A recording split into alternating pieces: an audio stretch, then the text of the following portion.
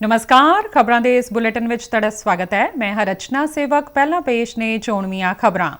प्रधानमंत्री नरेंद्र मोदी ਵੱਲੋਂ video conferencing ਰਾਹੀਂ ਮਹਾਰਾਸ਼ਟਰ ਵਿੱਚ 500 ਤੋਂ ਵੱਧ ਪੇਂਡੂ ਹੁਨਰ ਵਿਕਾਸ ਕੇਂਦਰਾਂ ਦੀ ਸ਼ੁਰੂਆਤ।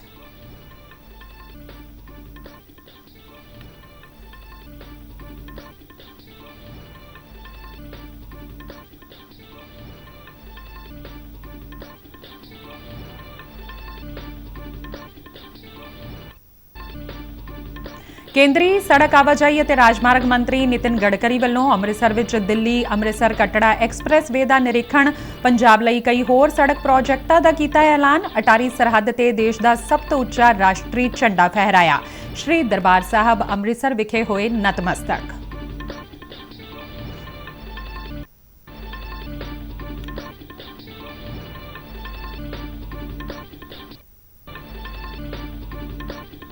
विदेश मंत्रालय अनुसार अजे ऑपरेशन तहत 5 उड़ानां राहीं हुण तक 1200 व्यक्ति इजराइल तो परते।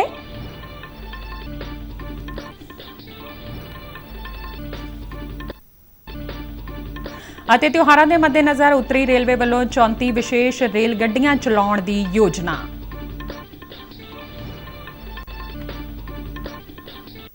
ਤੇ ਹੁਣ ਖਬਰਾਂ ਵਿਸਥਾਰ ਨਾਲ। प्रधानमंत्री नरेंद्र मोदी ने अज महाराष्ट्र विच 500 तो वध पेंडू हुनर विकास केंद्रां दी वीडियो कानफ्रेंसिंग राही शुरुआत की। प्रधानमंत्री वालों सूबे दे 34 पेंडू जिलिਆਂ विच स्थापित किए जा रहे 511 केंद्रां राही रोजगार दे मौके प्रदान करन लई नौजवानां नूं हुनर विकास दी सिखलाई दित्ती जावेगी ਅਤੇ इस नाल संबंधित ਵੱਖ-ਵੱਖ प्रोग्राम करवाए जाणगे। हरेक केंद्र घੱਟੋ ਘੱਟ 2 ਕਿੱਤਾ ਮੁਖੀ ਕੋਰਸਾਂ ਵਿੱਚ ਤਕਰੀਬਨ 100 ਨੌਜਵਾਨਾਂ ਨੂੰ ਸਿਖਲਾਈ ਪ੍ਰਦਾਨ ਕਰੇਗਾ। ਇਹ ਸਿਖਲਾਈ ਕੌਮੀ ਹੁਨਰ ਵਿਕਾਸ ਪਰਿਸ਼ਦ ਦੇ ਅਧੀਨ ਸੂਚੀਬੱਧ ਸਨਅਤੀ ਭਾਈਵਾਲਾਂ ਅਤੇ ਏਜੰਸੀਆਂ ਵੱਲੋਂ ਦਿੱਤੀ ਜਾ ਰਹੀ ਹੈ।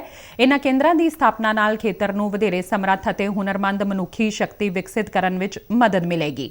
ਇਸ ਮੌਕੇ ਸੰਬੋਧਨ ਕਰਦਿਆਂ ਪ੍ਰਧਾਨ ਮੰਤਰੀ ਨੇ ਕਿਹਾ ਕਿ ਦੁਨੀਆ ਵਿੱਚ ਭਾਰਤ ਤੋਂ ਸਿਖਲਾਈ ਪ੍ਰਾਪਤ ਨੌਜਵਾਨਾਂ ਦੀ ਮੰਗ ਵਧ ਰਹੀ ਹੈ।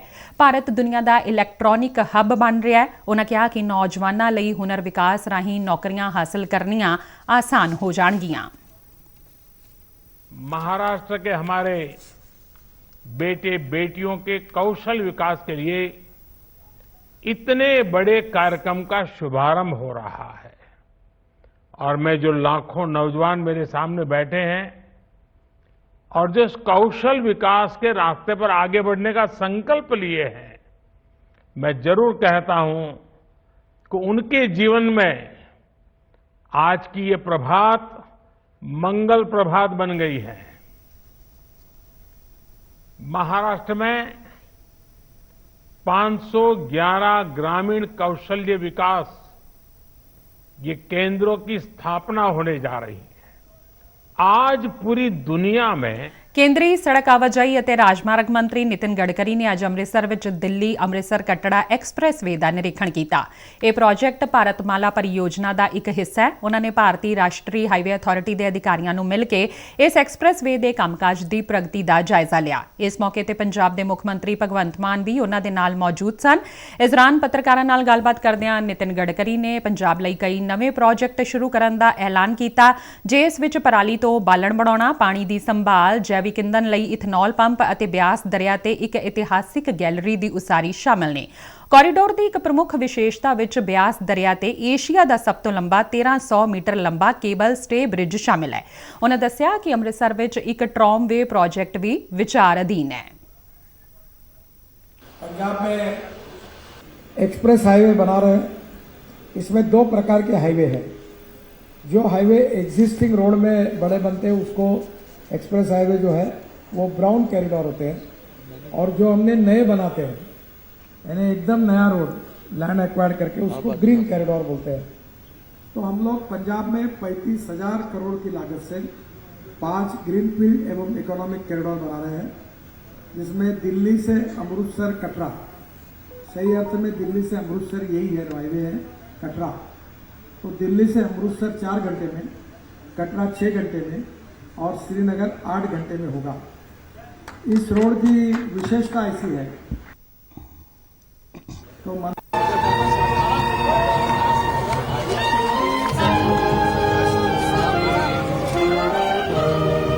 के बाद वो जो लद्दाख और लेह ਜ਼ਿਕਰਯੋਗ ਹੈ ਕਿ 669 ਕਿਲੋਮੀਟਰ ਲੰਬਾ ਦਿੱਲੀ ਅੰਮ੍ਰਿਤਸਰ ਕਟੜਾ ਐਕਸਪ੍ਰੈਸਵੇ ਨਵੀਂ ਦਿੱਲੀ ਨੂੰ ਪੰਜਾਬ ਅਤੇ ਜੰਮੂ ਕਸ਼ਮੀਰ ਦੇ ਵੱਖ-ਵੱਖ ਧਾਰਮਿਕ ਸ਼ਹਿਰਾਂ ਨਾਲ ਜੋੜੇਗਾ, ਜਿਨ੍ਹਾਂ ਵਿੱਚ ਪੰਜਾਬ ਦੇ ਸ਼੍ਰੀ ਹਰਮੰਦਰ ਸਾਹਿਬ, ਸ਼੍ਰੀ ਬੇਰ ਸਾਹਿਬ, ਸੁਲਤਾਨਪੁਰ ਲੋਧੀ, ਸ਼੍ਰੀ ਗੋਇੰਦਵਾਲ ਸਾਹਿਬ, ਸ਼੍ਰੀ ਖਡੂਰ ਸਾਹਿਬ, ਸ਼੍ਰੀ ਤਰਨਤਾਰਨ ਸਾਹਿਬ ਸ਼ਾਮਲ ਨੇ ਅਤੇ ਇਹ ਜੰਮੂ ਦੇ ਕਟੜਾ ਵਿੱਚ ਮਾਤਾ ਵੈਸ਼ਨੋ ਦੇਵੀ ਧਾਰਮਿਕ ਸਥਲ ਤੇ ਜਾ ਕੇ ਸਮਾਪਤ ਹੋਵੇਗਾ।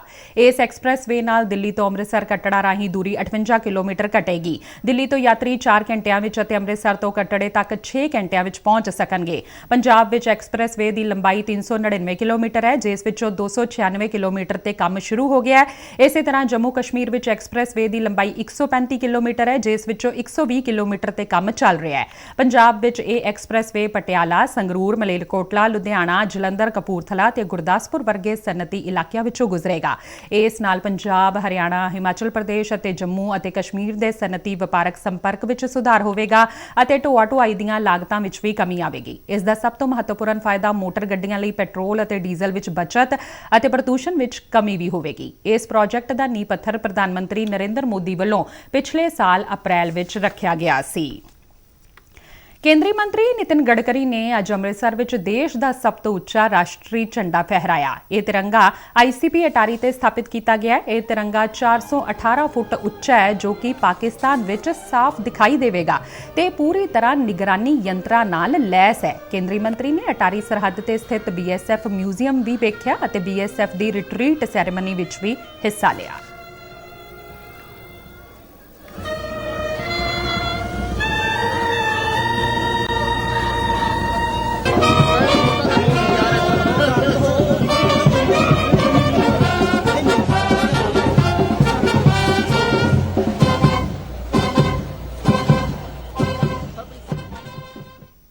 ਇਸ ਤੋਂ ਪਹਿਲਾਂ ਅੱਜ ਸਵੇਰੇ ਅੰਮ੍ਰਿਤਸਰ ਪੁੱਜਣ ਤੇ ਕੇਂਦਰੀ ਮੰਤਰੀ ਨਿਤਿਨ ਗਡਕਰੀ ਦਾ ਪੰਜਾਬ ਦੇ ਕੈਬਨਿਟ ਮੰਤਰੀ ਕੁਲਦੀਪ ਸਿੰਘ ਧਾਲੀਵਾਲ, ਹਰਭਜਨ ਸਿੰਘ ETO ਅਤੇ ਲੋਕ ਸਭਾ ਮੈਂਬਰ ਗੁਰਜੀਤ ਸਿੰਘ ਔਜਲਾ ਵੱਲੋਂ ਹਵਾਈ ਅੱਡੇ ਤੇ ਸਵਾਗਤ ਕੀਤਾ ਗਿਆ। ਬਾਅਦ ਵਿੱਚ ਨਿਤਿਨ ਗਡਕਰੀ ਨੇ ਸ਼੍ਰੀ ਦਰਬਾਰ ਸਾਹਿਬ ਅੰਮ੍ਰਿਤਸਰ ਵਿੱਚ ਮੱਥਾ ਟੇਕਿਆ ਅਤੇ ਗੁਰੂ ਘਰ ਦਾ ਆਸ਼ੀਰਵਾਦ ਲਿਆ। ਸ਼੍ਰੋਮਣੀ ਕਮੇਟੀ ਵੱਲੋਂ ਕੇਂਦਰੀ ਮੰਤਰੀ ਨੂੰ ਸੱਚਖੰਡ ਸ਼੍ਰੀ ਹਰਮੰਦਰ ਸਾਹਿਬ ਦਾ ਸੁਨਹਿਰੀ ਮਾਡਲ ਅਤੇ ਧਾਰਮਿਕ ਪੁਸਤਕਾਂ ਦਾ ਸੈੱਟ ਭੇਂਟ ਕਰਕੇ ਸਨਮਾਨਿਤ ਕੀਤਾ ਗਿਆ।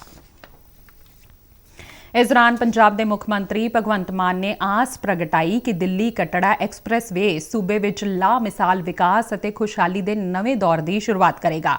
ਉਨ੍ਹਾਂ ਕਿਹਾ ਕਿ ਇਹ ਪ੍ਰੋਜੈਕਟ ਖਿੱਤੇ ਵਿੱਚ ਆਰਥਿਕ ਗਤੀਵਿਧੀ ਨੂੰ ਵੱਡਾ ਹੁਲਾਰਾ ਦੇਣ ਤੋਂ ਇਲਾਵਾ ਨੌਜਵਾਨਾਂ ਲਈ ਰੋਜ਼ਗਾਰ ਦੇ ਨਵੇਂ ਰਾਹ ਵੀ ਖੋਲ੍ਹੇਗਾ। ਉਨ੍ਹਾਂ ਕਿਹਾ ਕਿ ਕੇਂਦਰੀ ਮੰਤਰੀ ਦੇ ਦਖਲ ਨਾਲ ਇਸ ਪ੍ਰੋਜੈਕਟ ਦੇ ਕੰਮ ਵਿੱਚ ਹੋਰ ਤੇਜ਼ੀ ਆਵੇਗੀ, ਜਿਸ ਨਾਲ ਪੰਜਾਬ ਦੇ ਅਰਥਚਾਰੇ ਨੂੰ ਰਫ਼ਤਾਰ ਮਿਲੇਗੀ। ਵਿਦੇਸ਼ ਮੰਤਰਾਲਾ ਨੇ ਦੱਸਿਆ ਹੈ ਕਿ ਅਜੇ ਆਪਰੇਸ਼ਨ ਤਹਿਤ 5 ਉਡਾਨਾਂ ਰਾਹੀਂ 1200 ਵਿਅਕਤੀ ਇਜ਼ਰਾਈਲ ਤੋਂ ਹੁਣ ਤੱਕ ਵਾਪਸ ਆਏ ਨੇ। ਇਨ੍ਹਾਂ ਵਿੱਚੋਂ ਨੇਪਾਲ ਦੇ ਵੀ 18 ਨਾਗਰਿਕ ਨੇ। ਉਨ੍ਹਾਂ ਕਿਹਾ ਕਿ ਅੱਗੋਂ ਹੋਰ ਫਲਾਈਟ ਭੇਜਣ ਦੀ ਵੀ ਯੋਜਨਾ ਹੈ। ਇਸ ਲਈ ਹਾਲਾਤ ਦਾ ਜਾਇਜ਼ਾ ਲਿਆ ਜਾ ਰਿਹਾ ਹੈ। We must stand together in combating terrorism in all its forms and manifestations, and there can be no equivocation on this.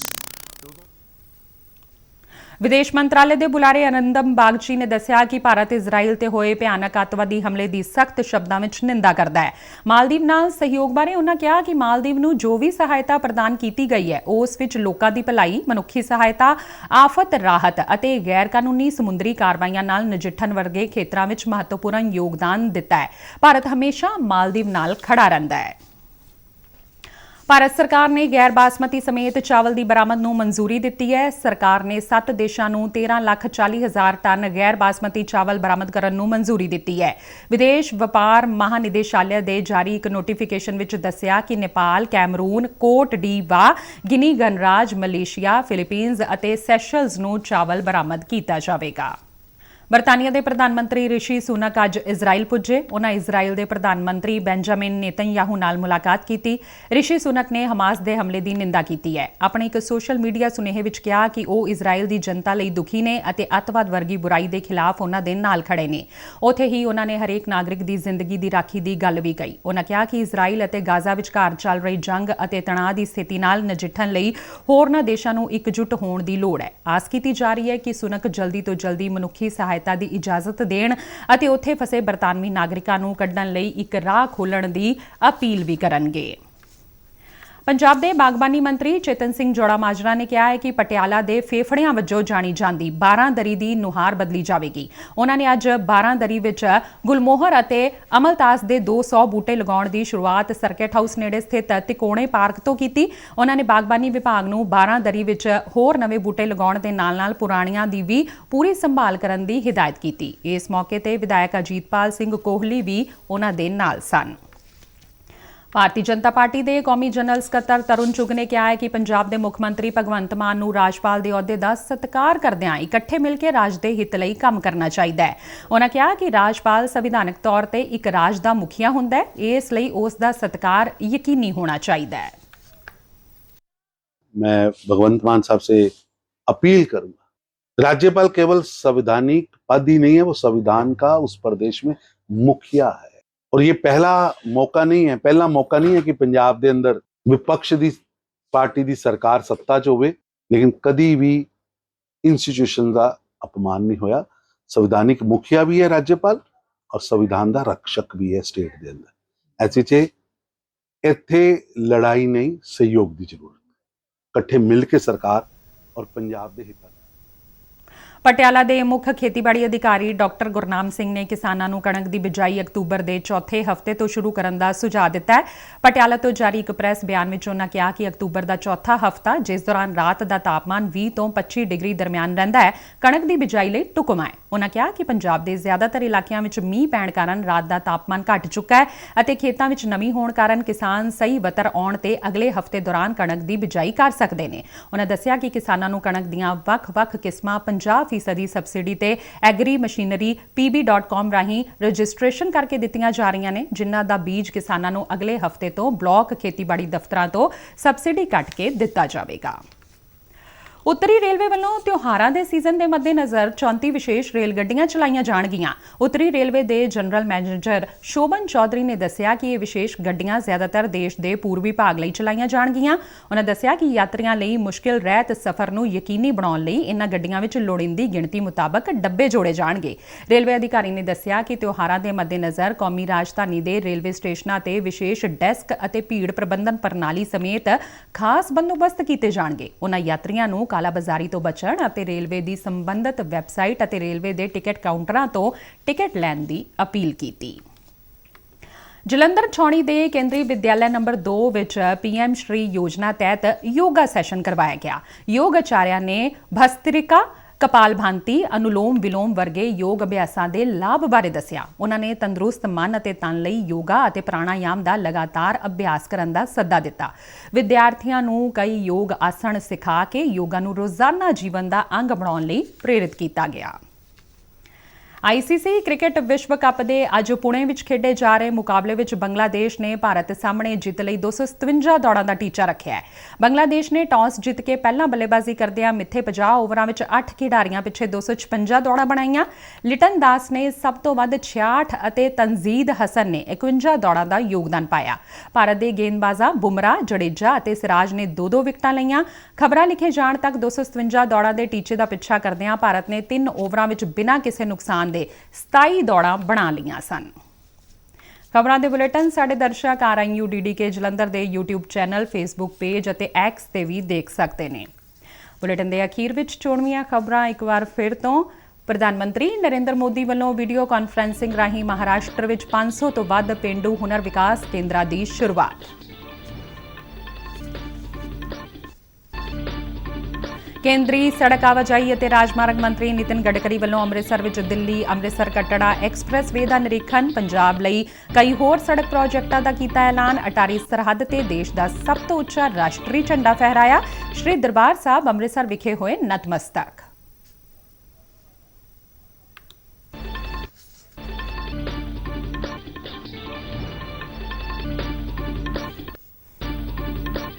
ਵਿਦੇਸ਼ ਮੰਤਰਾਲਾ ਅਨੁਸਾਰ ਅਜੇ ਆਪਰੇਸ਼ਨ ਤਹਿਤ 5 ਉਡਾਨਾਂ ਰਾਹੀਂ ਹੁਣ ਤੱਕ 1200 ਵਿਅਕਤੀ ਇਜ਼ਰਾਈਲ ਤੋਂ ਪਰਤੇ।